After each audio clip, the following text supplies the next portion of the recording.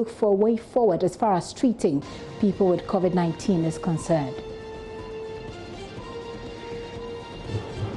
Also coming up, a rather disturbing development. Domestic abuse cases soar as children are leading victims. We revisit the story of a 10-year-old whose ears were chopped off by their father as we talk to Dofsu on this soaring child abuse cases.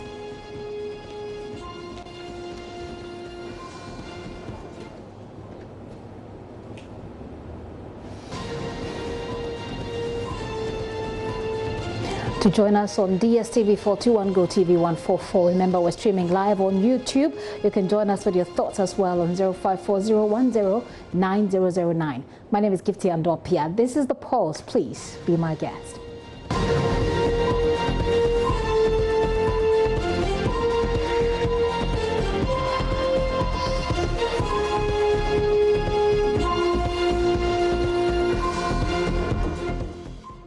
Welcome to the details of the show, of the stories now.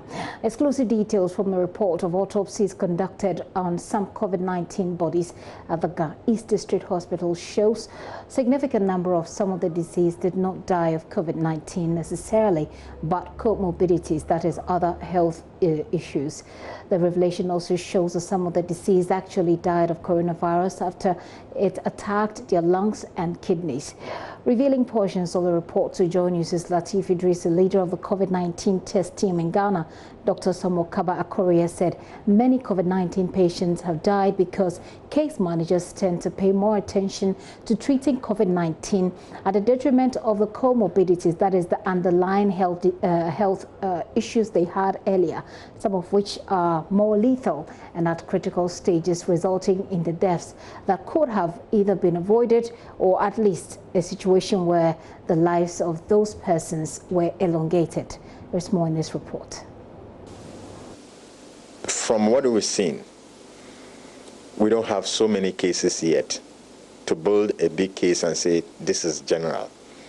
But for the little we have done, what we've come out to, what has come out, what the voices of the dead, as you said, and I said the silent language of the dead is saying, is that some people actually die of COVID.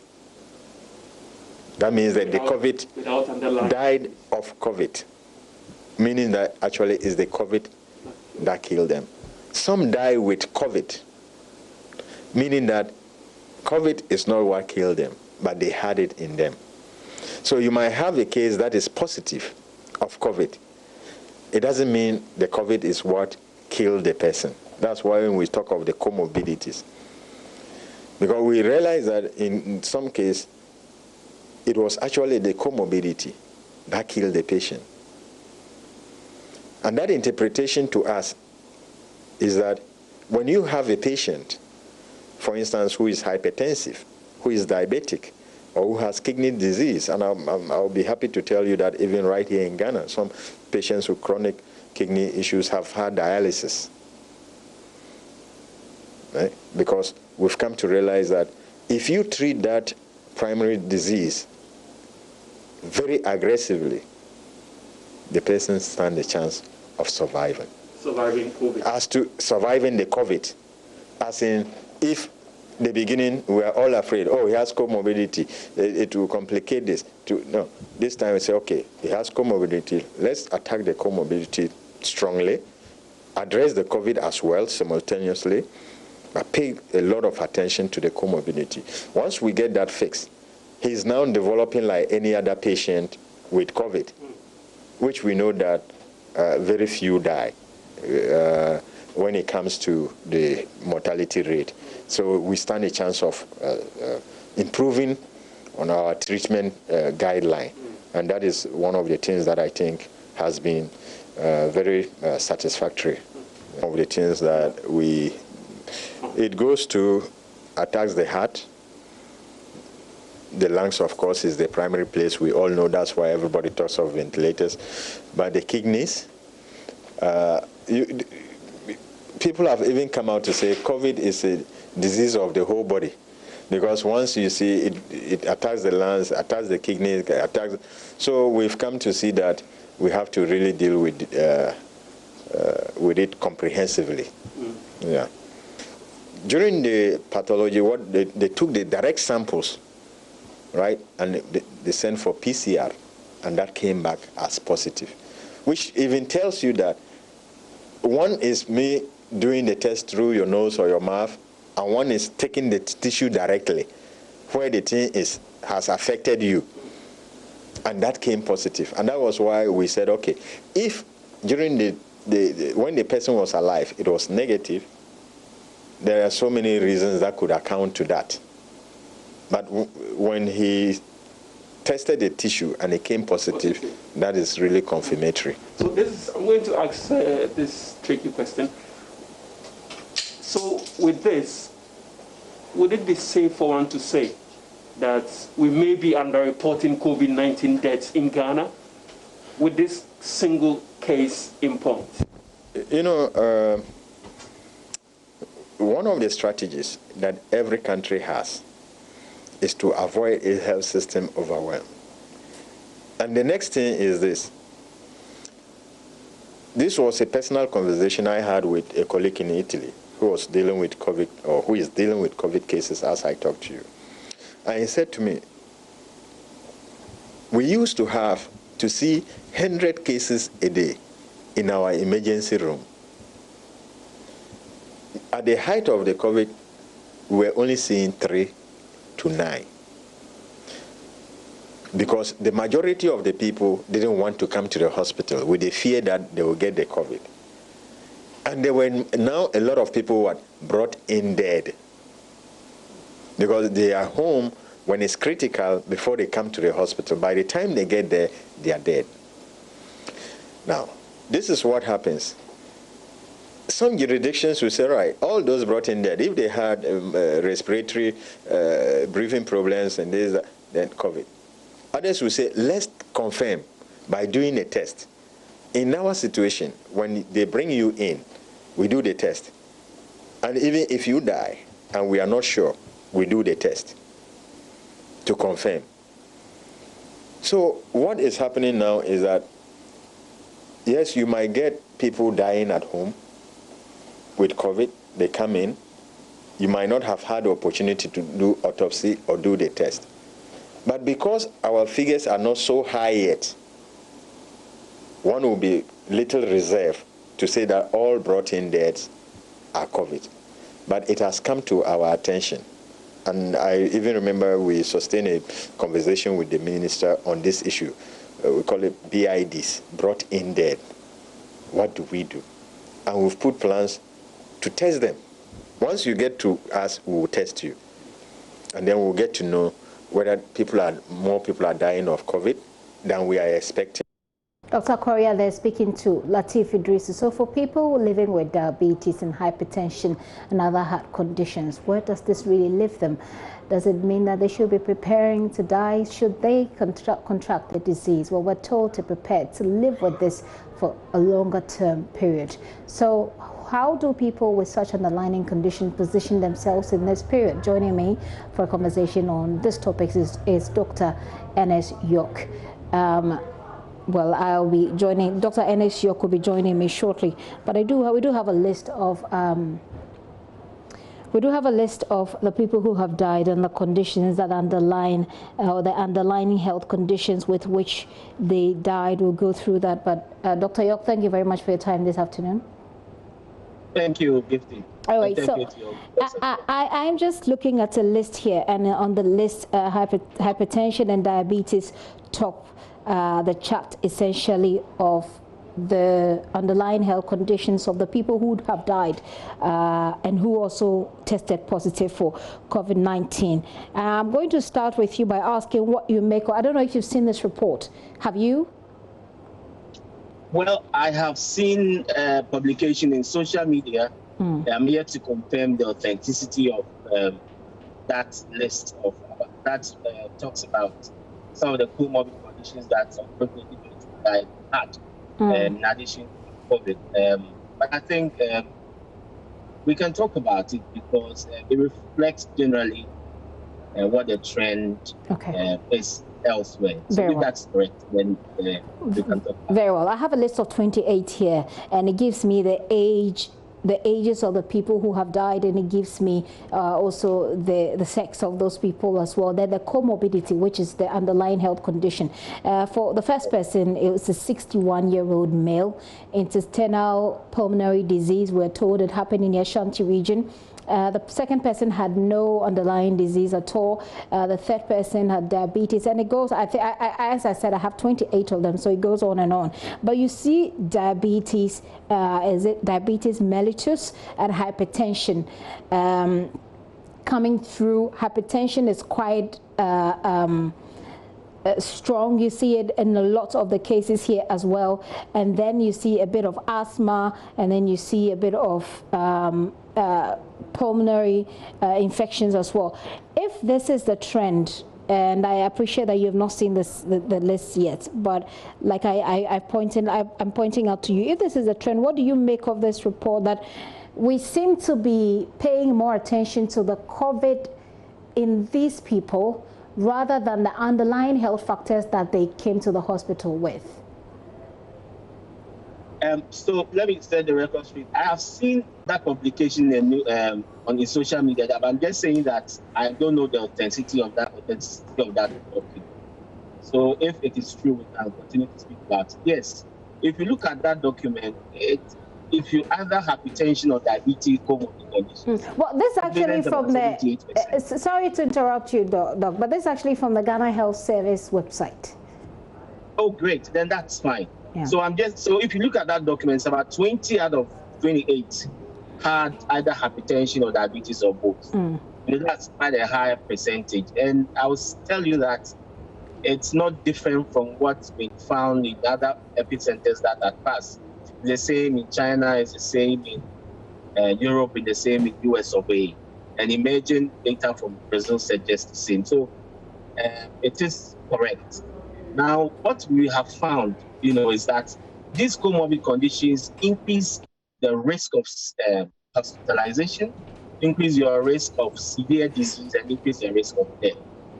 What it's not been established, whether your risk of acquiring the disease itself is increased by these comorbid conditions. And the data is not quite definite on that, but I can tell you for a fact that so far the data we have suggests that this underlying is your risk of the severity of condition and death at the same time. So looking at hypertension and diabetes, and I understand that these are, you are very good at taking care of people with these health conditions, correct?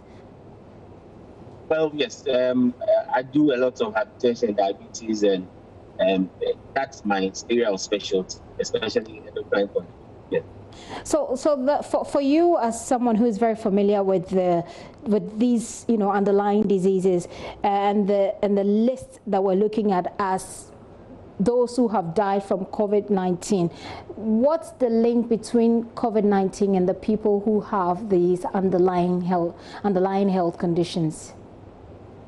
All right. So what we have found is that it doesn't necessarily increase your risk of acquiring COVID. However, if you have COVID and you have these underlying conditions, like I said earlier, it increases your risk of having a severe condition, and that also increases your risk of being admitted, being in an ICU, and then subsequently your risk of death. Yeah. And this includes hypertension, not just what you mentioned, it also includes heart conditions, scientifically I would say coronary heart diseases, respiratory conditions, diseases that affect the lungs. Other things that may not necessarily be comorbid conditions that influences your outcome is increasing age. And so the data suggests the ones that we are talking about. So this is what the linkage is with the comorbid. Yeah. And not necessarily increase your risk. I was actually aiming at a sort of mental picture where you can put side by side the symptoms of these underlying health conditions and how they are likely to clash with the symptoms of COVID-19. Right. So, some of the symptoms may overlap. For instance, heart failure in somebody who has underlying heart condition. So they may come with shortness of breath. And you may find the same that a COVID patient may also present same. COVID as it is affects most organs in the body. And therefore, the likelihood of overlap, including the common presentation of cough and fever and shortness of breath, is manifold, So they tend to overlap. However, in these times of community spread, physicians are made aware that anybody who comes and you suspect COVID, irrespective of what you are saying, you must screen so that they may be a concomitant or comorbid condition at the same time. And therefore, we must be astute and not label everybody as having COVID. So hypertension is not going away with COVID. Diabetes is not going away with COVID. Heart conditions are not going away with COVID. So we have a situation where the two may coexist, and physicians have been educated to recognize these possible overlaps and clearly, delineate the two. It is possible that some may overlook it and just focus on the underlying conditions alone, or on COVID alone, but that would not be the right thing to do. Use two conditions are with us here, and I would urge at this stage that all physicians or doctors or nurses have recognized that the two can coexist, and therefore must be astute at recognizing the differences, managing them. I want us to focus a bit more on that final bit of your submission of what health experts ought to do in these times, because from what we're gathering from this comorbidity work, people who took care of the persons who died with or of COVID with these health underlying conditions tend to focus more on treating the COVID symptoms as against, the underlying health conditions that they had. Can we have a certain system, as we've realized this is coming up, can we have a certain system from your perspective that can work holistically in dealing with all of the health conditions put together that persons who present with COVID-19 have, so that we don't lose them because we focus just on COVID-19? Yeah, surely. There are guidelines that advises physicians and health professionals in managing COVID conditions. And we are always telling people that we should not focus on only COVID, but they may have other chest infections that is not COVID, heart conditions that is not COVID, diabetes, and other things that are or is not COVID. So we should open our eyes wide and look broadly as to what the person is becoming with. Yes, we must have a high index of suspicion to screen for COVID, but beyond that, these other conditions are still with us. Let me quickly say that sometimes there's a debate about whether the person died of COVID or underlying conditions. And sometimes it's both. But WHO has a system of reporting that relating to COVID. And therefore, once we follow those guidelines, we are not going to mix them up. COVID can make other disease conditions worse, and vice versa, other conditions can make COVID worse. So there is an interplay that must be recognized and managed, and therefore, you must manage both clearly. If somebody has had a road traffic accident, a car accident, and died of bleeding, you are not going to say is the cause of that is COVID, even if the person had COVID. So there are the guidelines that we go through to arrive at the COVID related death, and this must not be an argument in the public space. The clinicians are trained to find exactly what the cause of the death is. Quickly, I'm sure the question now will be, as sufferers of, these underlying conditions, what should we be doing? Yeah. I think for me, that's the critical question, really. The rest is for us physicians to deal. The first thing is that let's try and maintain good control, whether hypertension or diabetes or any other condition. It is important we keep good control, because we've also found out that those who poor control tend to do worse in terms of COVID outcomes. And sorry, Doc, to interrupt once again, but when you say good control and poor control, exactly what do you mean here? Okay, so I'm saying that let's have good control of our underlying conditions if we are aware we have it. Those of us who are not aware we have it, let's approach the necessary health facility to screen for these things. But I want to concentrate on those who have it. If you know you have it, make sure that you respect in conjunction with your healthcare provider, try and maintain good control. So make sure that your numbers for hypertension are good, your numbers for diabetes are good.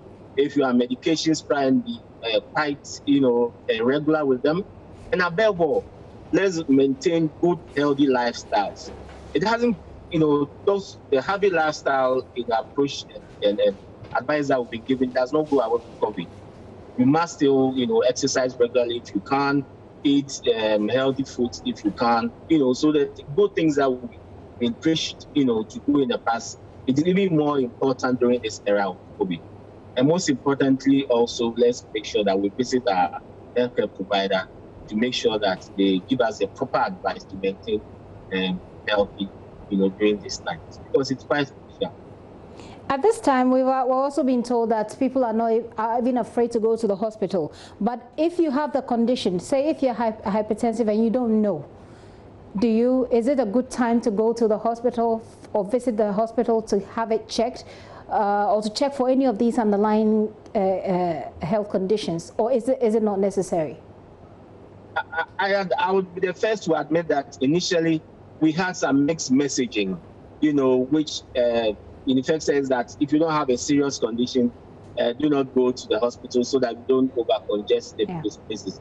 But I think that now that the data is becoming clear, that those who have underlying conditions, won't discourage them from going to hospital. They must, in fact, go. Those who don't know, those especially above the ages of 40 years, must, and as a matter of fact, go and have screening for at least minimum your diabetes and then hypertension. If you know, you have to be regular to visit your healthcare provider, because data has, confirmed that the worse your numbers are in terms of these underlying conditions, the worse outcome you have.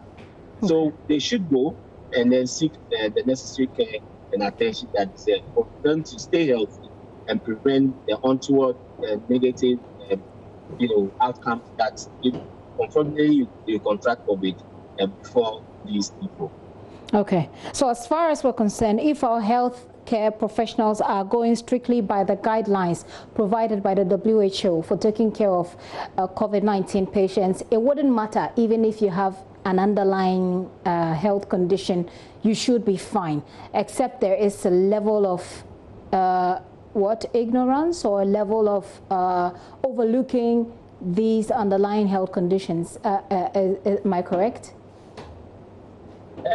Well, not exactly, but what we are saying is that there's an increased risk of getting severe disease and poorer outcomes in terms of death. Okay. But it does not necessarily increase your risk of contracting the condition. What we also found out that those with underlying conditions who have poor control tend to do worse. Okay. So in effect, we are saying that keep your numbers good. All right. Visit your healthcare provider to ensure that that is done. Stay healthy, exercise regularly, eat a healthy diet, so that your overall health profile, is maintained. One, to prevent you having COVID. Two, even when you have COVID, your outcomes will be better. Okay. But let's not forget in all of this conversation what we have always been saying about COVID, that, wash your hands, sanitize your hands, keep social distances, wearing your face mask when you are stepping out into the public. These things help, prevent us getting COVID and also staying healthy. I'm not wearing nose mask because I'm sitting in my car. So that's for the record. Vayok, thank you so much for your time this afternoon. Dr. Ernest Yorke is a leading endocrinologist and a consultant physician at the Kolebu Teaching Hospital. And so you've heard him say he's certainly someone who specializes in taking care of people with diabetes, people with hypertension. And he's saying that keep your numbers stable. If you know that you have these health conditions, maintain good control over it. In the meantime, Deputy Minister for Health, Dr. Bernardo Kuboy, says that over 500 persons who were declared recovered of COVID-19 over the weekend were only waiting to meet the criterion of a second negative test. Speaking on JoyNews program Beyond the Lockdown, he stated that the recoveries were not necessarily recorded in one day. His comments come on the back of criticisms after Ghana's recovered numbers increased by more than 500. Listen. The publication of the new recovered numbers attracted comments from some persons who were surprised about the high recovery numbers of over 500. A special aide to former President John Mahama, Joyce Bawa Mokhtari, called for the numbers to be put to strict proof. Minority Member of Parliament for Tamale North, Al-Hassan Suhini, said the recoveries are a Ramadan miracle. But speaking on Beyond the Lockdown, Deputy Minister of Health, Dr. Bernard Okuboy, stated the patients did not recover in one day. So, if you have 1,000 folks, they are all walking around. They've had their first test, which is negative.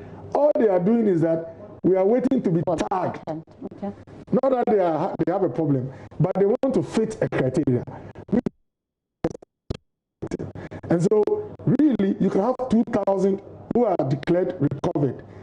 All it means is that their results went through Noguchi or the other labs, and the results are in. So it is not a day they declare the results that they were recovered, they actually recovered, but they were just meeting a criteria. An article by fact-checking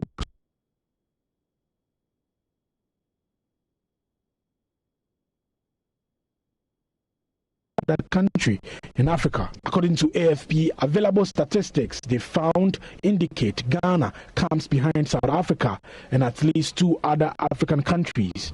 Dr. Okuboy stated Ghana is part of the top countries in Africa undertaking rigorous testing. That on the continent, we are standing with 2 or 3, showing the way, and the whole world appreciates that. This issue of, but South Africa came before you, or you are just behind Mauritius? Because we were told clearly that we are leading when it comes to testing in Africa. Absolutely. We may be part of those who are doing the testing. The graph is so loud. Of course. You but see it does not mean that we are number one, are we? Absolutely. But my point is that there are 54 countries on the continent. Of course. You are in a country, you are a citizen of a country that is part of the first 3. Now, for me, our argument should not be whether we are one of the 3 or we are on the first of the 3 or the second of the 3, but 54 countries. We are part of those showing the way. But we are not number one. No, I'm coming. You see, are we number one? No, I'm coming. 54 countries on the continent. We as a country are over there leading and shining example. This is what should give us comfort. That the president did not set out to deceive, but to send a signal. And please, the testing regime you have is an indication of how serious you are taking COVID-19. The COVID-19 Risk Communication Director, Dr. Dacosta Abuaji, admonished Ghanaians to rather focus on the progress being made. I think we must be proud as a country for what we have achieved in terms of our 3 T's. Where countries are now beginning to take decisions that we took about 2 months ago. And I think that should be our determining factor, because I believe that we have done some amazing things with this COVID fight. And like your question says, are you ready? Yes, we should be discussing the control measures.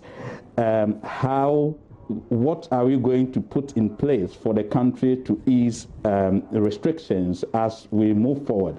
And whether the president said this or that is not, but let's look at the positives from what we have actually achieved. There had been concerns that the coronavirus will weaken the country's already fragile healthcare system, but the director of the Institutional Care Division of the Ghana Health Service, Dr. Samuel Kaba Akoria, says the country's hospitals have not been overwhelmed yet. So one of the first things we've done as people is to make sure that we have designated hospitals for COVID-19, so that our regular hospitals will still take care of Ghanaian citizens and beyond. So our hospitals are safe. They are actually the places we want people to go to for care. So Dr. Korea there. Well, as nations prepare to ease or remove remaining restrictions that were imposed to stem the spread of the virus, health experts are cautioning against any form of cutback in restrictions without a common containment plan, particularly in the West African sub-region. Politicians and decision makers have been urged to push for and demand neighboring countries have in place strategies that would efficiently stem the spread of the virus before resuming economic activities. In an interview with my colleague Latif Idrisu, The Director of Institutional Care at the Ghana Health Service, Dr. Samuel Okoria, also says that the treatment protocol in Ghana makes the country an attractive destination for COVID-19 patients of other nationals to troop in to enjoy the freebies in coronavirus treatment. He's therefore called on governments of Ghana, Togo, Burkina Faso and Cote d'Ivoire to demand as a key requirement the existence of equal risk levels before any decision to open the country's borders are made. Togo registered its first case on the 6th of March, 6 days before Ghana. Burkina recorded its first case, I think, on the 9th. Abidjan on the 11th. Or let me say Ivory Coast or Cote d'Ivoire on the 11th, and Ghana on the 12th. Get this. Today, as we have this interview, Togo still has 200, or is it 363 cases recorded, right? And if you look at Burkina, 773 cases. Abidjan, Cote d'Ivoire, yes, they have over 1,000. Now, there are two things here. Either Togo is doing something so well that they've contained the virus, that for the past 2 months, they still have barely 200 and something, or barely 300 cases. Let me put it to 300, right? Or they are not testing. Now, should we agree that they are doing something so good, then they are our neighbors. We need to learn from them. And we'll also do similar and even improve upon it so that we'll also contain it. But should it be that they are not testing, this is the danger. Anytime we unlock and we have one single case coming in, all the efforts we've done, we are going back to zero. Remember, it took one case in the world, in Wuhan, distant, and the whole world is in trouble. You don't need many cases, you just need one. Remember, you heard the story of one case in a factory infecting 500 cases, people. You had patient 31 in Korea, infected one person, infecting over 1,200 or 1,500 people. So you don't think you need many people. And that is the thing authorities within the sub-region should start looking at.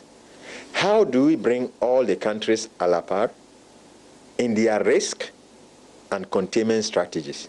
And that is why WHO keeps talking about solidarity, local union, or local unity. No politics about this.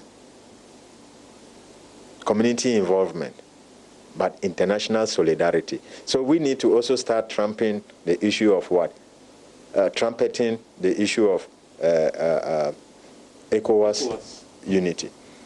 That it has to do with our borders. If you remember when we started all this, we had people, although we were in a lockdown, we had people invade our borders. Yeah, through unapproved routes. Now, I'll put this to you so that you understand. This is very important for us to understand. If you are in a country where you are diagnosed, people come to you, they take you to isolation, they keep you for days, they feed you for free, they give you medication for free, you recover, they take you back to your house, and you are in another country where you fall sick, you have to get your own medication. You don't have that best of medical care. And then you hear that everywhere is open. Where will you go to? You will surely go to where you'll be taken good care of. For free. For free. And so far in Ghana, we are doing everything for free. Everything for free, attracting people into the country. We must do something about it. Exactly the point he's making. This is still The Pulse. With me, Gifty and Doppia. Take a very quick break. I'll be right back. Do stay.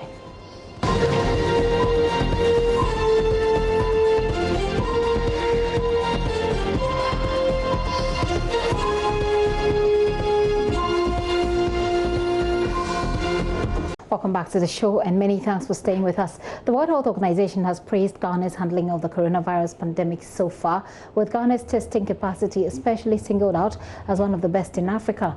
Government has received praise and criticism in equal measure for its methods in dealing with the crisis, with the opposition saying government has been slow.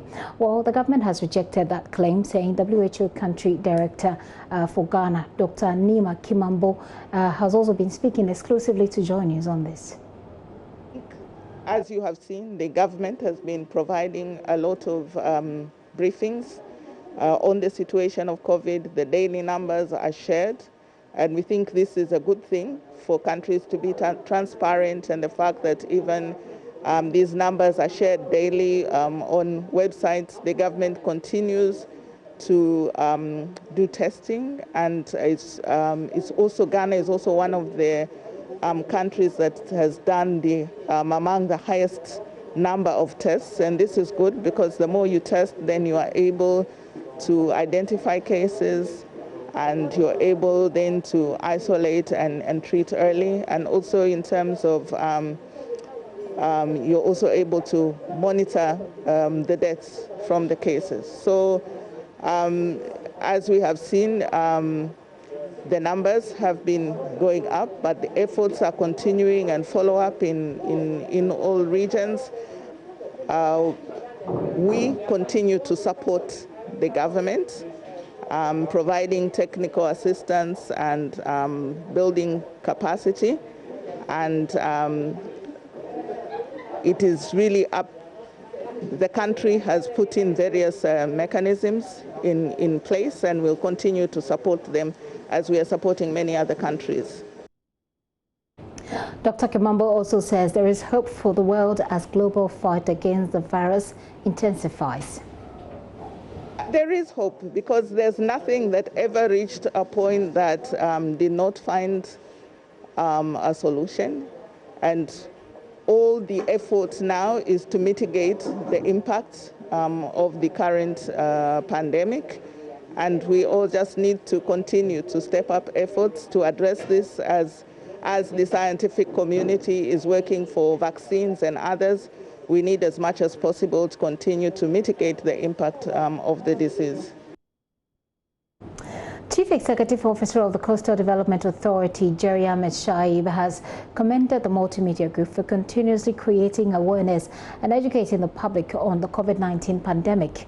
Ghana's case count currently stands at 5,735, with 1,754 recoveries and 29 deaths. Jerry Ahmed Shaib says it is important that we continue to project the need to observe preventive measures rather than curative measures. He was speaking with Kojo Yankson on the Super Morning Show after CODA donated 500 face masks and 200 bottles of sanitizers to the multimedia group. We believe that it's better to be safer than to be sorry. At Coastal Development Authority, we are giving out 220,000 masks. Wow. And we operate in 6 regions, 109 constituencies. Yeah. So our target group is those commercial drivers, which we believe they have a lot of physical engagement with people every now and then. Our market women, food vendors, hawkers, petty traders. Yeah. We are looking at also the fishers. And then we're also looking at people living with disability. And by and large, these are the groups we are looking at. Right. So we believe that we cannot come and do a lot of mask and have the mask all over the place without probably going down there to educate them. So we are here to heighten our public awareness levels. Right.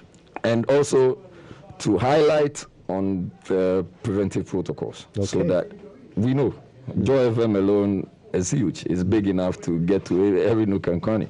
So we can only get this support, which is a worthwhile one, by getting to you to let you understand that we are thankful, we are grateful, and we need you to still push that agenda and help us succeed. We're with you. So we see that you've got a bunch of masks. Yeah, so we brought you 500 masks and some sanitizers, and we are looking at about 200 sanitizers. Wow. We know it's our widow's mite, like we said, but we know that if Mr. Kojo Jansen is wearing a mask and he has sanitizers out there and he's ensuring the preventive protocols, he's an ambassador. So all other people will look up to him and want to do the right things by the health officials as asked by the health officials. Yeah. Yesterday I had the opportunity of driving through Bukum thereabout, and I did not see a single person wearing a mask. Oh dear. So it is critical for us all to get on board and let the people understand that COVID-19 is real. Yeah. So we can only nip it in the bud by doing the just ensuring that we are engaging on the right protocols. Yeah. I'd love to hear from you, like I said, on our stories done so far. So do let me hear from you, especially about the water situation. Has yours improved in your neighborhood? Well, I have not had water over the weekend. If you had, and if it has changed, let me hear from you. Also, we move on. How do you measure the distance between you and the next person if you have to observe social distancing, especially if you're visually impaired? That is difficult. But that's exactly the situation that some visually impaired persons say they're faced with. They cite the social distancing protocol as the most difficult to observe, and that puts them at a greater risk of contracting the virus. Chairman of the governing board of the National Council of Persons with Disability, Yao Ofori Deborah, revealed this to JoyNews after they received some donations from businessman Ibrahim Mahama. When the imposition of the restrictions of COVID-19 started, persons with disability throughout the country have been calling on the National Council to make necessary contacts for them to get support because they are at home and they are not able to move out as a result of the social distancing. You know, many of them are jobless. We always find them in the streets, and this time they are not able to come to the streets. So the only way to survive is to get charitable support from those who are well placed in society who can give them. So since then, we have made a lot of contacts, and we have not been so successful. But our brother, Mr. Ibrahim Mahama, and kindly, he has been able to give us this fantastic donation. And for that matter, we are very grateful for Mr. Ibrahim Mahama, who has responded generously to our outcry. So on behalf of all persons with disability who are going to benefit from these items, we say a big thank you to Mr. Ibrahim Mahama, and we are appealing to institutions, charitable organizations, and all those who have to come to the aid of persons with disability who should remain at home because of the possibility of contracting the COVID-19.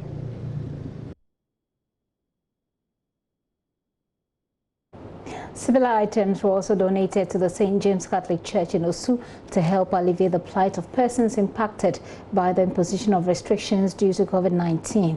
Aide to Mr. Mahama, Rafiq Mahama, who made the presentation, said the gesture is one of many and that's aimed at helping the most vulnerable. We are here to do, I'm here to do a presentation on behalf of Mr. Ibrahim Mahama, the CEO of Engineers and Planners. We are presenting these food items to our brothers and sisters here. And basically that's the reason why we are giving them foodstuffs, which is 100 bags of rice, 720 pieces of cooking oil, 720 pieces of mackerel, 720 pieces of tomato paste as well. Basically, this is not the first time we are doing this. Even we've been reaching out to them every time that we notice they are in discomfort. And basically, that's why we reach out to them. Even last year, we were able to help them and do a cash donation to them. That was 22,000 cedis. And my boss, Mr. Ibrahim Mahama, see them as partners, and whenever they reach out to us, we have to help them in that regard. COVID-19 will put 85 million children at risk of physical, sexual and emotional violence over the next 3 months as the vital isolation measures force them to stay at home. And that's the warning from the international faith-based aid agency World Vision in its latest report. The finding says that coronavirus pandemic poses a new global threat to children's safety as quarantine measures isolate families and economic and social pressures take a toll on the same. Ghanaian children are not exempted from this finding, as already cases are being reported of parents and guardians abusing children at home. Let's get on the line for a discussion with Gregory Derry. He is Director of Child Protection and Advocacy Manager at World Vision. Hello, Mr. Derry. I can see you moving your lips, but I can't hear you. Let's try this again. Hello, can you hear me?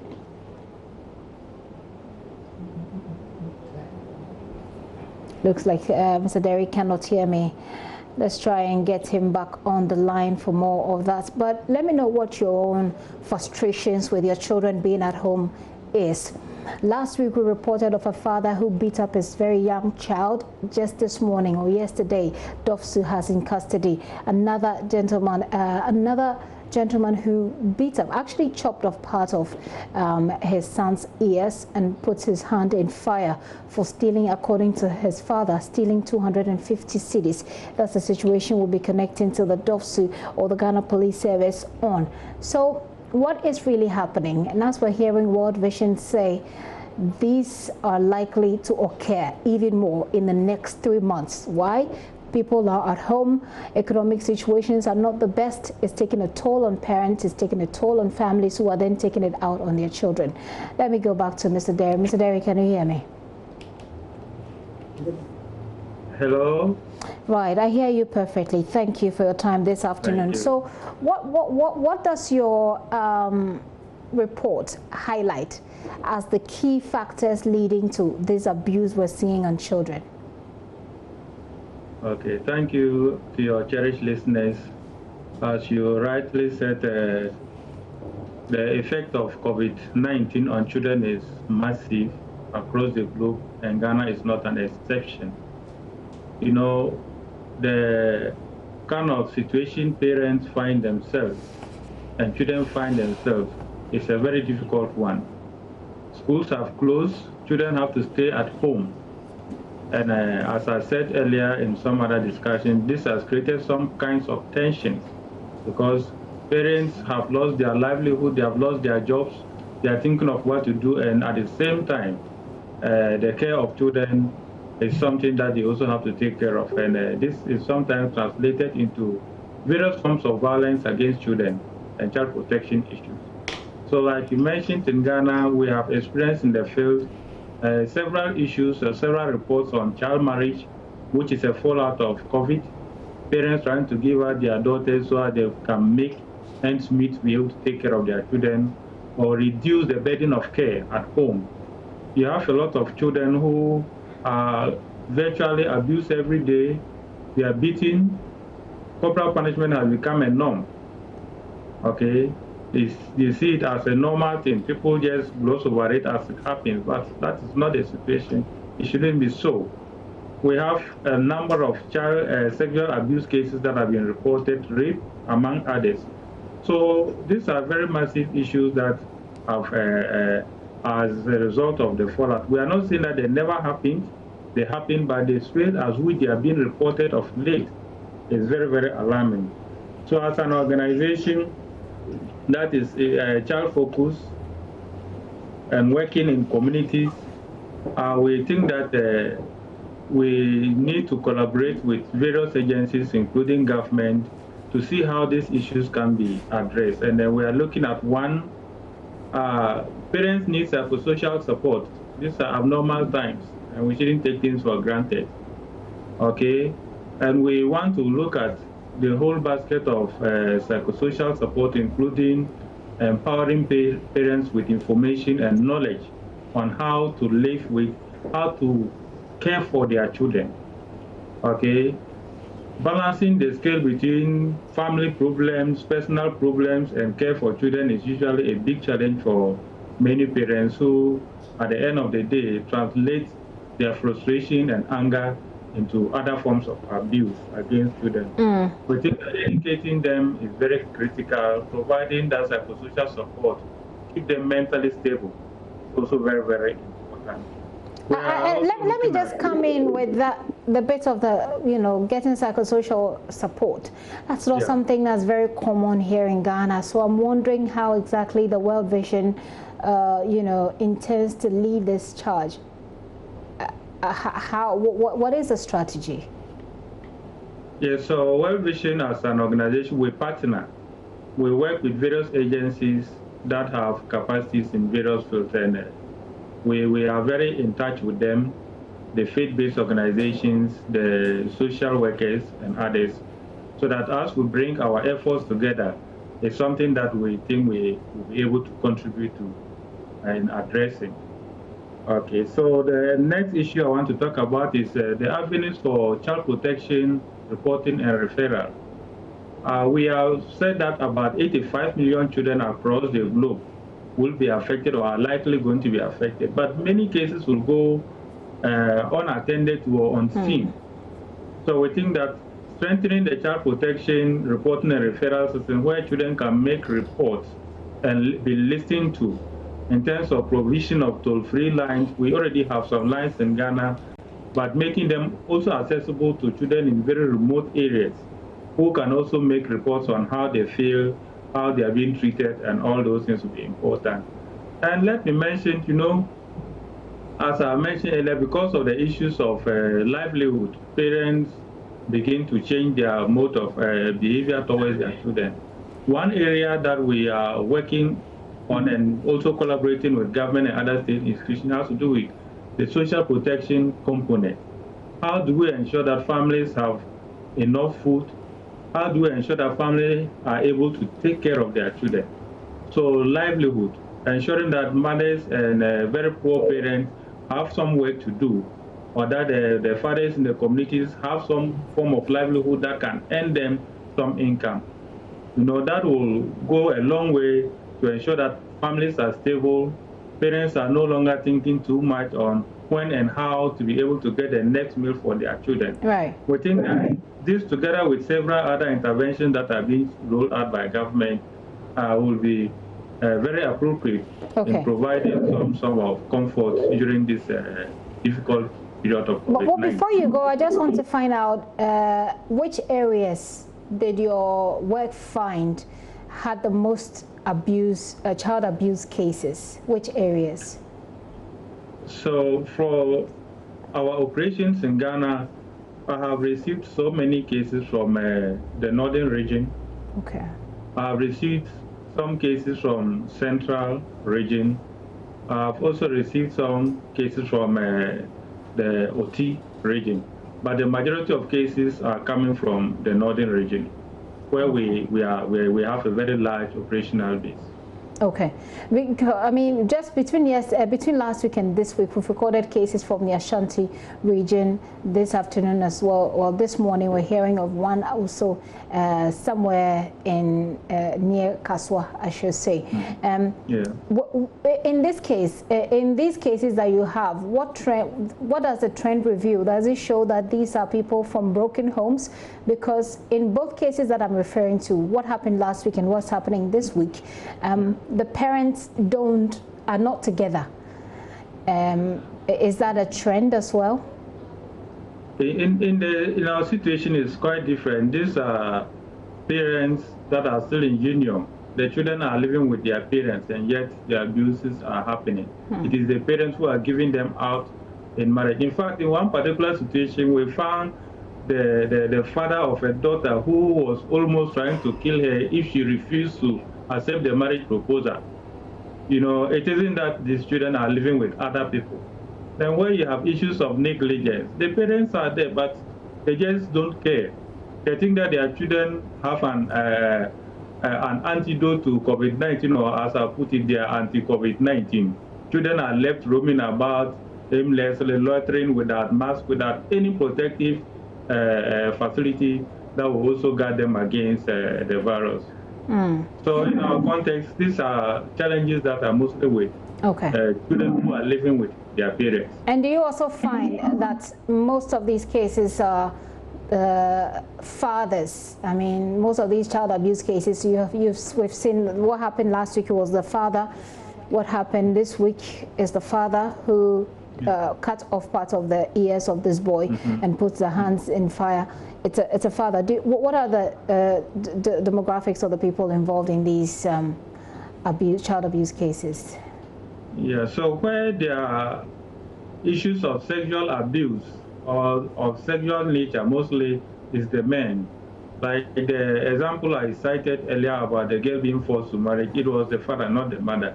But we have had other issues of a 50-year-old man who defiled a 14-year-old girl. This is obviously a crazy man, if you permit my word.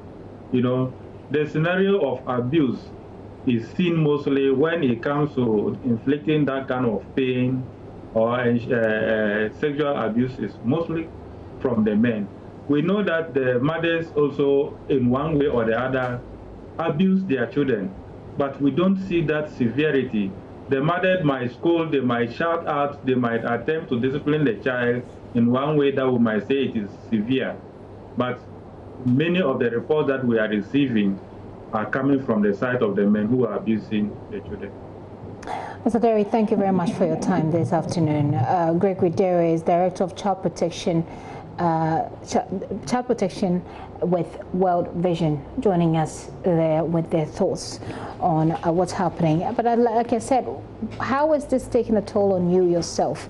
And hopefully we'll be talking to the Ghana Police Service on this child whose ears were cut off and whose hand was put in fire by his father for allegedly stealing 250 CDs, which is this week's case. I mean, the week has just started and we already have a case of child abuse, just like we saw last week. We'll take a look at that one as well.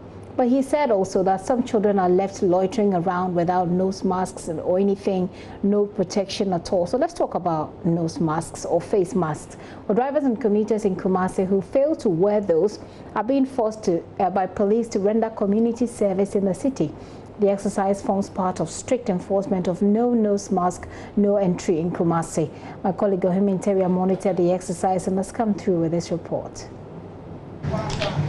Ashanti region has, as at May 15, 2020, recorded 798 COVID-19 positive cases, with 6 deaths representing 0.8% fatality rate. 46 infected persons in the region have also recovered. Obuasi Municipality and Obuasi East District have 535 cases, accounting for 67% of the total number of cases. RECSEC is collaborating with Ghana Health Services to roll out appropriate response to contain the spread of the virus. 5 police teams hit the streets of Kumasi Saturday morning to enforce wearing of nose masks. It doesn't matter if I'm in your vehicle privately or in a passenger vehicle. Everybody must wear the nose mask. While drivers and their mates atone for the adamant passengers without masks on their vehicles, some recalcitrant ones also answered for themselves. If any passenger in the throttle is not wearing it, we will ask the mate to come out and then go and then do the community service. The mates and the drivers have been asked several times that any time a passenger is joining their vehicle, they should ensure that the passenger is wearing it. But we realize that the mates and their drivers are becoming recalcitrant because they are just thinking about the picking up the passengers and the money they are looking for. It is not about the enforcement of the wearing of the nose masks. So when you came, you saw that some persons were weeding, others were clearing the weeds with the rakes. Yes, most of them are throttle mates. How many people have so far rendered this community service? Oh, I can say over 30. I'm sure with this, people will now come to the realization that, look, the enforcement is ongoing, and we are also just pleading with the public to also adhere to the protocols. And I'm sure when we do this, we'll all achieve a common purpose. This elderly man, George Jemfi, is one of the lawbreakers who were stopped on their way to Santase. Shockingly, he has no idea why residents are being asked to wear nose masks. So no informant no me sam men who say will be a serious visual hospital visa. After performing his community service, the police team gifted him a nose mask. Mr. Jemfi promises to turn a new leaf. Adia o man no obi bidire so ye on say aban officer crash be. Police serve notice they will be ruthless in the coming weeks as more personnel are deployed to enforce the directive. From Monday going, our colleagues at the other divisions, the district, the stations, will also ensure that within the jurisdiction, they see to it that this exercise is enforced, because it is a RESEC decision that whoever flout the regulation, we engage them in this community service, as you are seeing this afternoon. From Kumasi, for Joy News, Oiminteria reporting. We still stay in the region. Efforts by the Ashanti Regional Security Council to flush out prostitutes in Kumasi appears to be a wild goose chase as practitioners, including children, increase. Despite being an illegal business, the practice is widespread with little or no resistance as some joined in the full glare of the public. Nanaya Ojima has been to one of the city's biggest slums, Asafo Bibi, where commercial sex work and crime complement each other. Here is his report. Enidasu Hotel at Asafo is now a crime scene as the Asokwa District Police investigate death of a man believed to be a patron of commercial sex. The unidentified deceased person with a condom on fell through the window from the top floor of a 3-story building. Kojo Safo, who witnessed the incident, describes the place as a brothel occupied by prostitutes, mostly foreigners. In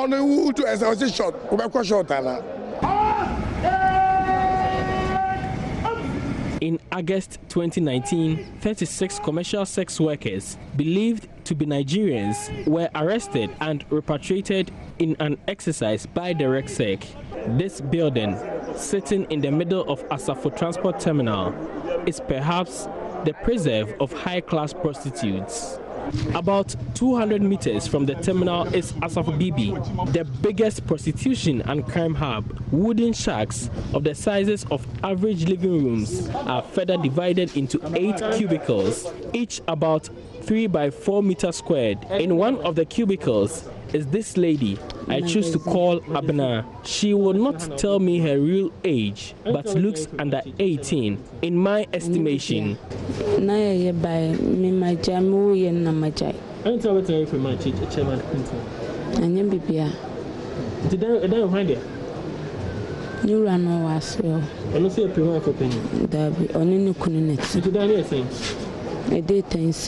Another one who has been in business for about a year tells me she is 18. She owns a cubicle in the shack where she confirms sleeping with men for between 20 and 30 cedis per head.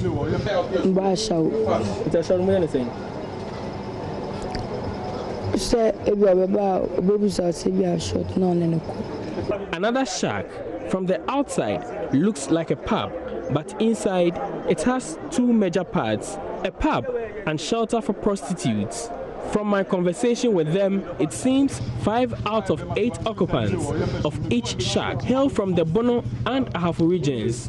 They have traveled to Kumasi in search of greener pastures. Some of them tell me commercial sex work has been the alternative after failure to secure their dream decent jobs.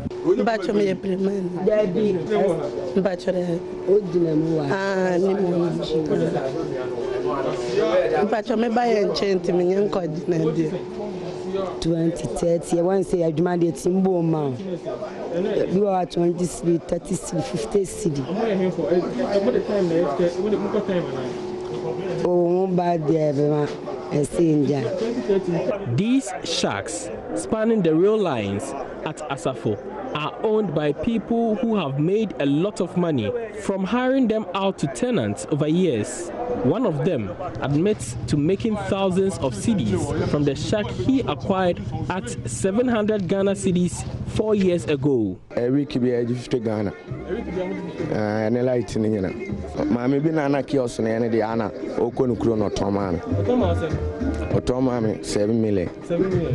And what's how many years? I tremble 4 years. Aside prostitutes, thieves, armed robbers, drug peddlers, and other criminals live here. A few weeks ago, a young man lost a limb after refusing to let them have his mobile phone. Some of the thieves here revealed their mode of operations. We know I potting and I mean will to me I potting I there potting at the soil, you know. I know chanting. Nti amede aba afa mede aba afa no a na mede wura mpama mede afa o woni bebre mitimi nkan. To enter this wooden structure, there's only one way in, but to exit, there are several of them, and these exits are used by the robbers whenever there is a police invasion here in this slum. Sanitation is a major challenge here, as the main Kumasi drain running through center of the slum continues to be choked with piles of refuse. Others use it as a place of convenience and bathrooms.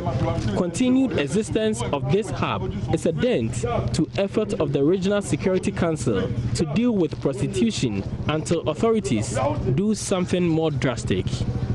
For Joy News, Nana Ojima reporting. Nana Ojima's report, a very telling one. A water supply in parts of Tema and Accra has been interrupted for almost a week, forcing residents to rely on private water distributors or the benevolence of friends to get water. Residents in hard-hit areas like Kukumlemle, Gulf City and Bechle were seen carrying the popular Kufur gallons in search of water after their storage went dry. They were also disappointed that the Ghana Water Company failed to inform them earlier, according to them, to prepare. Here are some of them sharing their concerns with JoyNews. I was going to fetch water from last 3 days.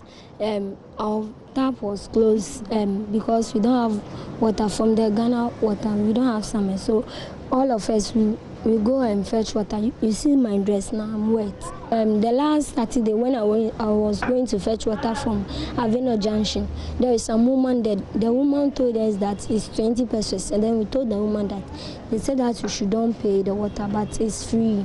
And then she said that we should leave there and go. I go like 10 rounds. If you don't have water in the house, your body smells bad, and then you don't feel like you don't feel neat. If someone sees you, the person says you are stupid. If the water you use some to clean our rooms and use it to wash our bowls and things. We don't know about the closing of the water, but when we wake up one day morning and then we open the tap was not flowing again. 5 days now, and water is not flowing. That's at times when it's flowing like that, we get gallons, and then what do they call it, bowls, and we just fetch water inside. So we use that water is there. It's about can be there like 3 months, 4 months. When the water is not flowing, then we start using it. We are just thinking about that. Even this morning, we are talking about that maybe because of the gutters they are making, so maybe the tap or the lines are just removed. That's why the tap is not coming. And we fetch at where the public toilet is. So at least there are some areas that the waters are flowing. Yeah. In this morning, somebody told us at the top, the water is flowing since yesterday. So what happened over the weekend? Let's try and get an understanding in whether or not and how it's been fixed, whether or not it will recur. We'll speak to the Director of Communication at the Ghana Water Company Limited, Stanley Mate, who's joining us via Zoom. Mr. Mate, thank you for your time this afternoon. Thank you for having me. So people are saying they did not get the communication that water supply was going to be cut short this weekend. What really is the problem? Yeah, thank you very much for the opportunity. Normally in communications, we don't expect that we are going to get 100% of our target group to get to hear of our communications. So it's a bit of a worry for us, but then in communications, that is how it is. So when people complain like that, there's nothing much that we can do.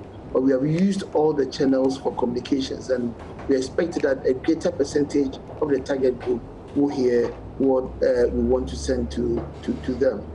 I also have to state that some of these things, or some of these challenges that we faced over the weekend, especially around Abeno and Kukumiri area, just happened. I mean, it's a best that we never envisaged was going to happen. So the communications came after we had realized the problem, and the most important thing was for us to have it rectified as early as we can so that the consumers can have water. So we apologize that they didn't hear the communication. But then there's nothing much that we can do. Now, what we have tried to do is that apart from using the mass media to communicate with our customers, we also have platforms on WhatsApp and Telegram for all our customers. So we are able to send information to them, and we expect that those informations will get to them directly on their cell phones. So that makes it a bit easier. We also use public address systems. So apart from the mass media, we are using the social media platforms, and then we are using public address systems as well. So we expect to get to a greater percentage of our population, but we still don't expect that we're going to get 100% of our population to know. Just so we know, I mean, I'm still getting people texting me right now talking about water situations in their various communities. You say that the problem has been solved, but to what extent do we know this will not recur? We can't say that there wouldn't be a reoccurrence. Okay, we are using equipment. There are challenges that happen. For instance, if there's a power outage at our treatment plant, we don't have control over power. So obviously, we may have to our systems will go off, and it will affect water flow. If there's a burst in the area, we need to isolate the area and have the problem solved. Okay, so these things are bound to happen, and they are accidents. So we can't say that it wouldn't happen again. I mean, they happen unannounced, and we don't envisage that those things will happen, but they do happen. But the most important thing is we should be there as early as practicable to have the problem solved so that people can have access to water. But seriously, we can't say that those things shouldn't occur. The last time I remember talking to you, you mentioned the impact of Galamsey on your ability to turn the water around for us to, to have them in our homes. The production cost that was just soaring. Right now, we know the government has also announced reliefs for people to enjoy water for free. Put those two together, are they impacting your work and making it difficult for you to provide water to all households? Galamsey will always create serious challenges for us, but we still do our best to make sure that water gets to the people. The free water is being paid by the government, so there's no impact or there's no adverse effect on us. Okay, government is going to pay, so we'll continue producing as we should. Okay, and anytime Galamsey is rife, obviously it will affect us in all the ways that we've been talking about all the time. For instance, if turbidity is high, and as a result of that, the water is rendered untreatable, we'll shut down. Okay, if turbidity is high, but we still can treat, we'll treat, but we may not get adequate volumes for the entire population. So when it so happens, we'll be forced to manage the distribution, or we'll be forced to ration the water to that community or to that regional enclave. So these are challenges that there's nothing we can do about it than to manage it. And in managing it, it's going to impact negatively on the volumes of water that we send to our consumers. So from now, what message does the water company have for your customers who are, I didn't have water in my home over the weekend. So I'm wondering, what message does the water company have for? Is that the water actually started flowing this morning? So what's the message going forward? Yes, I believe you live in the eastern part of Accra, maybe around Spintex Tema, or you live in an area where you are being served by our pond treatment plant. Now, we had sent out the communications on Friday that we're going to have some repair works done within in our Tema booster station. So we're going to go off, and we expect that consumers are going to store water so that whilst we are off, they can resort to their storage. So that had gone on, and thankfully we had finished the repair works on Sunday morning, and we have started production. Now, those of us who live in that area are also aware that there's some management program ongoing. So we know exactly on days where we are supposed to have water. Now, we are done with the repair works. Water is flowing, but we are going to get water according to the program that we already used to. Now, there are some areas that will also get water when we have built the pressures enough for them to get the water. So all these are solutions to the challenges that we faced over the weekend. But just like you said, you are having water this morning, and we know, because we've been serving and we are aware that most areas now have water. Some are experiencing low pressures, but gradually the pressures are going to build up.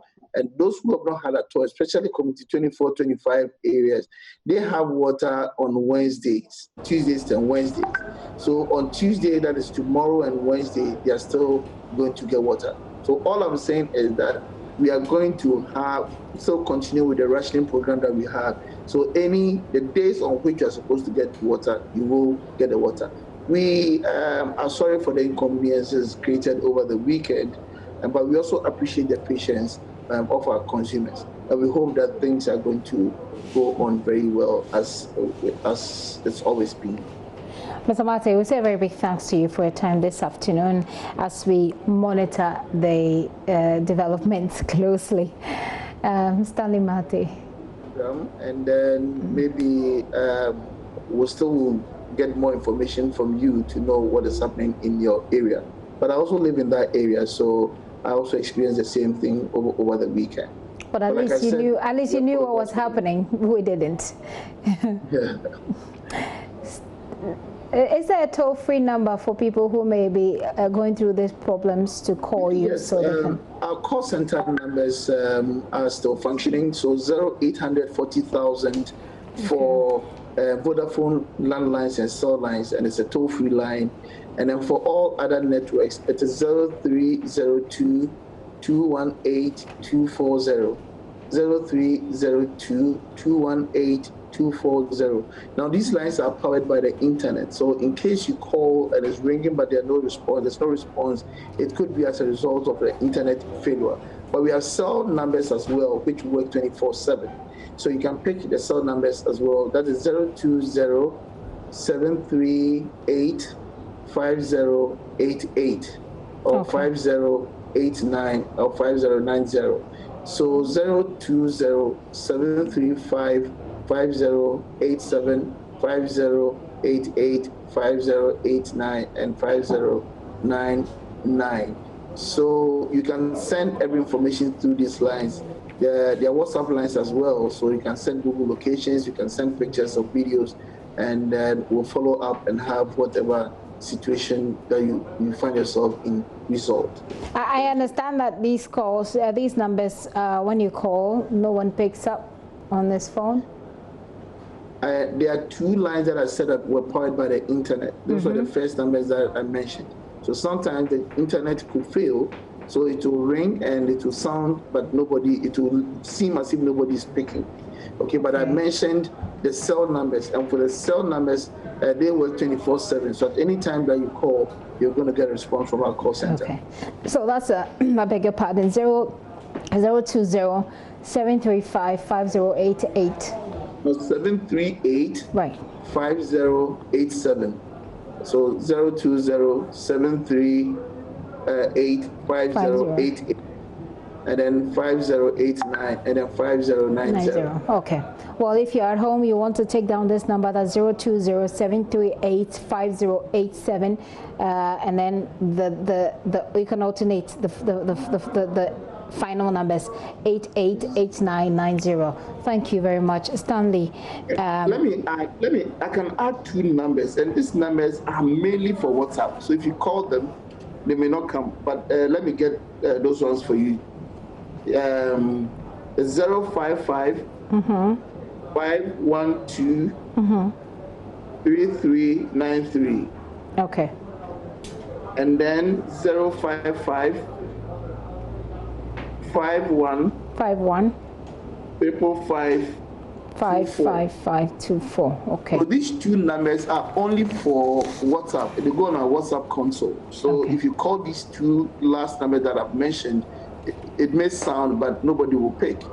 But if you want to WhatsApp, you can also WhatsApp on these 2 lines. And you can WhatsApp anytime, 24/7, and then you're going to have a response that will follow up to have your situation resolved. Okay. Well, I thank you very much. I'll just read for you the 2 messages on this, hopefully, before you go. Right, just a second. Okay, so there we go. This one says, surprising that Ghana cannot increase the volume of water pump. From example, boom, the fresh water annually exflux to the sea whilst we are always struggling for water. Some non-binary thinking should go into this phenomenon so we can curtail the perennial water challenges in Accra and its adjoining towns. This is coming from Ed, and Ed is texting from Achimota. I'll just add one more. Says, every day I have been buying water in my area because the pipeline water is drilled by an individual which he uses for commercial purposes. Hence, we cannot enjoy government free water. It's coming from Nandom in the Upper West region. He doesn't add his name, by the way. So, okay, so can I have the opportunity to respond? Yes, please go ahead briefly. Yes. So with the first caller or message, our dam, for instance, is a reservoir. Okay, the reservoir has a maximum operating capacity. It is just like a cooking pot. Okay, a cooking pot has a maximum volume of water that it can contain. Beyond that, you may have to spill. Our dam is said that it has a maximum operating capacity, and beyond that capacity, we need to spill. Or other than that, we put the dam in a compromising situation, or we how do I put it? Beyond that, it could affect the dam. The dam could so the dam can essentially not hold the water. This is the point you make. Yes. And when it gives way, I mean, we are going to lose a lot of lives and properties. I mean, people living beyond the dam, it could wash away like a vast area, you know. So it's important that we go according to the levels in the dam. Well, we shouldn't have to exceed. We shouldn't have to compromise on the integrity of the dam. So we need to maintain it at that level so that at least we can hold on the dam and use throughout the year. Now the treatment plant is also like that. If within 24 hours, the treatment plant can produce up to a certain volume. We can't do anything about that. Okay. Okay. Beyond that, we need to expand the treatment plant. And like I said this morning, there are plans to expand most of our treatment plants because we need to meet the SDG goals by 2030 and even the government's vision of 100% access by 2025. So there are plans to expand our treatment plants. There are plans to build new ones. And all the new ones, even with the expansion, they are all going to have a maximum operating capacity beyond which we need to flush away the excess water so that we don't compromise on the integrity of the dam. So our callers should be educated that yes, the water will go into the sea. There's nothing we can do about it, but we have to do so that we save the dam from collapsing. Right. Thank you so much, sir, for joining us. Stanley Mate speaks for the Ghana Water Company Limited. You've seen the toll-free numbers as well. If you want to, you have any concerns, you want to dial up and get your concerns addressed. 0555 123393. That's a WhatsApp platform, he says, or 0555 155524, or you can also reach them on WhatsApp on 02073850888. That's 0207385088. and then 89 and 90. But still on water, the Bono East region, the people of Nyansuakwa, a community under the Techuma North District, continue to rely on an untreated source of water for drinking and other domestic purposes, a situation the people say contributes to numerous health challenges. Anas Sabit was in the community and has this report. Nyansuakwa, one of several communities in the Techuma North District of the Bono East region with acute water challenges. The community, named after this river, relies solely on this untreated source of water for drinking and other domestic purposes.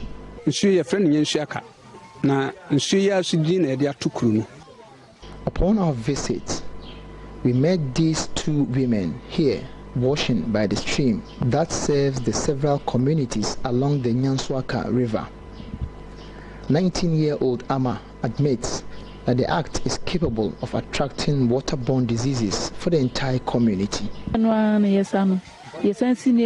We drink and wash from the same river, and the kids also bath into it, but we have no choice, and this may cause a lot of sicknesses to the people. James Kurina, a resident here, shares with me how farming activities along the river contributes to its contamination. As the river extends to different villages surrounding the community, it's true that some farmers farm around tomatoes and other vegetable crops. Due to that, whenever they are to spray their farm or their crops, some of the farmers send their spray machines into the river and they fetch water from it. So far as they do make their chemicals, some of the chemicals will be pouring on the water, and as we don't have any sources to get any different water, we fetch the same water, and we know by all means we are going to get effect from it. Elder Setre, the Odikru of the Nyansuakwa community, tells me the river has contributed to the ill health of many of the people, including himself. What we are seeking from government is to help us with potable water. I was once affected with typhoid, and I'm sure it's as a result of this river.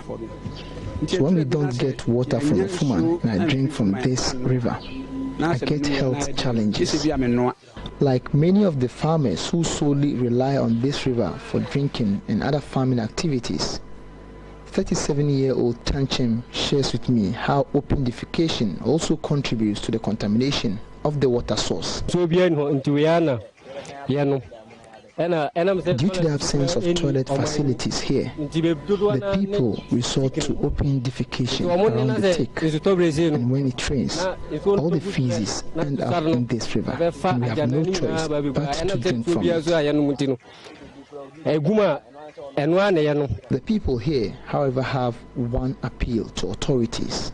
We are pleading the central government to come to our aid and help us to get a potable water rather than using this water.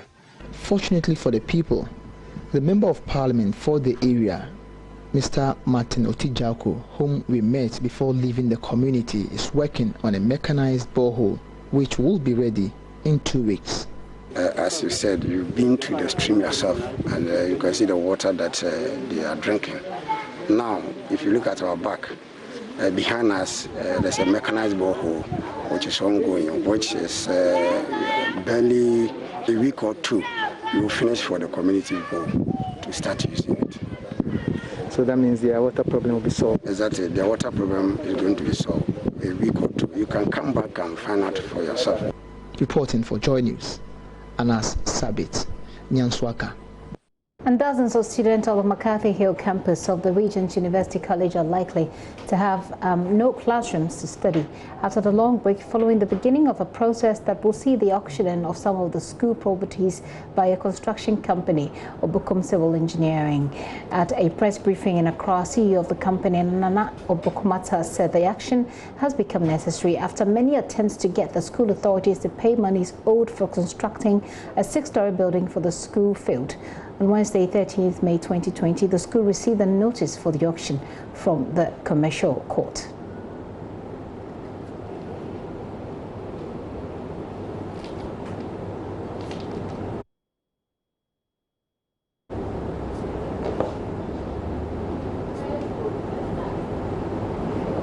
Well, there's a conversation with the chief executive of the construction company at the center of this matter, Nana Obukumata, who joins me via Zoom. Hello, sir. Yeah, hello. Thank you for your time this afternoon. So we understand that you're looking to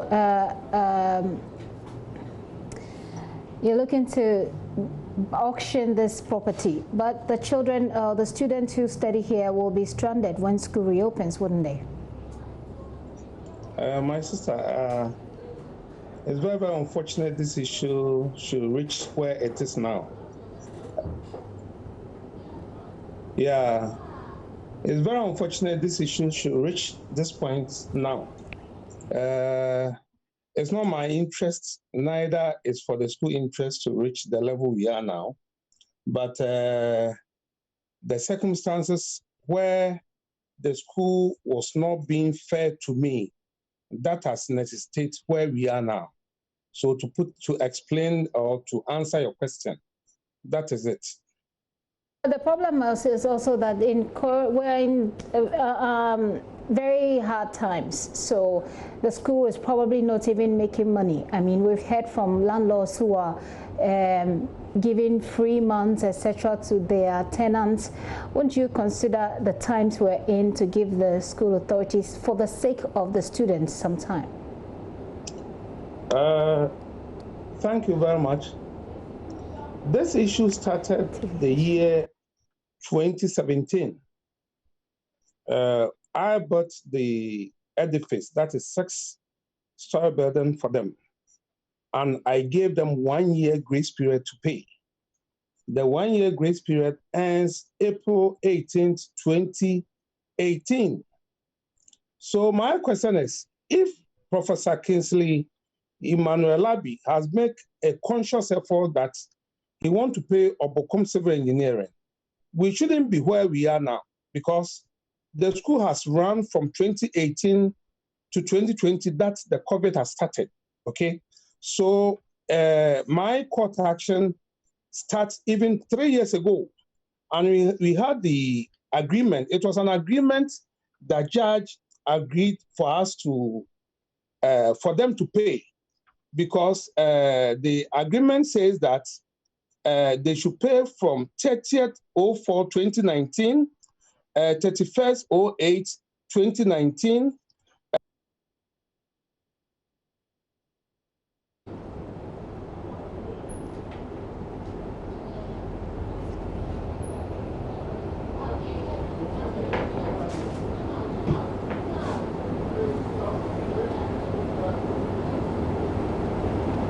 Looks like we've lost him, but Maxwell Agbagba has been speaking to the school authorities for their side of the story. What we have to say about the financial arrangement is that we have a financial arrangement with a contractor to build some structures for us, which he has done. We have a payment structure. We have started payment. And then because of the dwindling numbers, the arrangement didn't go through as desired. And then we are in the process of renegotiating with him about the payments. So that is all we can say about it. We think it is premature, but we have arrangements in place. We have definite arrangements in place. And when universities close down, we have not shut down, because we know that we will succeed. Our numbers are increasing, so we have a definite payment plan with the contractor. The problem is that we have an arrangement with him to pay him. Okay. And we are following through that arrangement. He has taken a court order. The court order doesn't mean that the school is closed down. What we are saying is that his actions will not bring out the expected results that you are talking about. The results you anticipate are not what is going to happen. And, this one I'm talking on my own behalf, not on behalf of the university. Personally, I think it's in bad faith. Okay. Yeah. And Nana Bokumata, you heard the school authorities say they're part of the story. They say that they have an arrangement to pay with you, but intake has not been as planned, which is why it's taking a toll on their finances. Have you engaged with the school? My sister, thank you very much. We were at court together, and as the document, if the Zoom can capture it, this is the payment plan agreed by the chancellor, the vice chancellor, and myself. So the payment plan was there, and we cannot deviate from the court order. The true statement issued by the university that made me feel bad is the bad faith and the premature.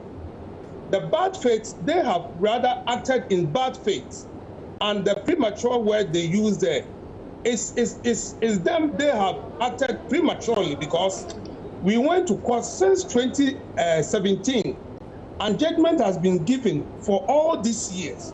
You've not made any conscious effort that you are going to pay the contractor who has built all this one for you, because the idea is not to pay at all. Okay, so at this point, mean to pay. At this point, my final question will be whether you are willing to engage with the school again. It doesn't look like what your previous engagements has yielded much fruit, but where we are now, going forward, if the school should come to you right now, appealing to you that because of the times you are in, give us some time, I mean, for the sake of the students, is that something you're looking to accept? My sister, we have the court order we have to follow. The court gave them all up to 2024, which it was even against the loans we took to build this edifice for them. But I said, no problem, we'll follow by the court order. So the court gave them a lengthy time to pay, all the way to 2024. You understand it? Right. Starting from 2019 to 2024. So if you've not paid anything, and it was a Church of Pentecost that borrowed you money, meaning the school itself, as you speak, the school itself has not been able to raise even 1 cedi to pay me. It was the Church of Pentecost that gave them 300,000 cash as free, and they gave them 200,000 as bonus, or what do you call it, a grant. You understand? So the school itself has not been able to raise 1 cedi to pay. And this matter started from 2018. So you're bent on taking your money, you're bent on auctioning off the building, irrespective. We are going by the court order. The court has said that. So now we are in for them to pay because, mind you, it's a loan we also took. And the interest, if I show you my bank statement for UMB, you understand me. Because we are suffocating, which shouldn't be the case. Okay, well, we've run out of time, but I will say thanks for your time this afternoon here on the show. Nana Bokumata there, who is looking to auction of a building he constructed for the Regent University College. We'll go for a quick break. We'll be right back.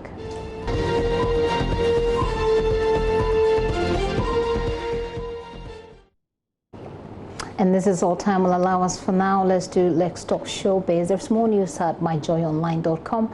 When you do log on, my name is Gifty Andop. It's been a pleasure coming your way.